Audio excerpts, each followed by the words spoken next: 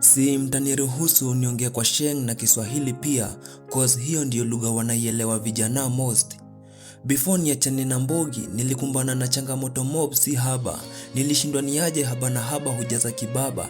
Yani, niaje nianze mdogo mdogo na kuna njia za kutoboa naweza pitia.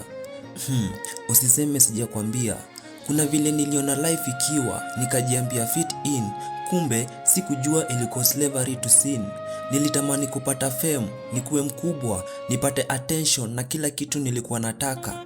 Ndo nilipewa za shule, ndo nilipiga sherehe nazo, mata zingine zikanipita. Nikafanya dhambi kuwa normal, nikaita darkness lifestyle, nikaita pain being real, nikaita bondage freedom, na ndani nilikuwa empty.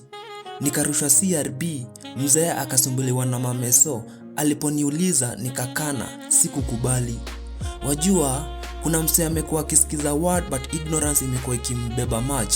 Hata umshow vya God kwake hai make sense, but Christ anasema, yeye ndio light, yeye ndio truth, yeye ndio way. Na hata msee anaweza fake kuwa outside okay, inside anakufa polepole. Na siku moja nikachoka kuact strong, nikachoka kuhide pain kwa laughter, nikachoka kutafuta validation kwa watu wenye hata hawajui purpose yao. Nikagundua kile nilikuwa natafuta kwa dunia ilikuwa ndani ya Christ.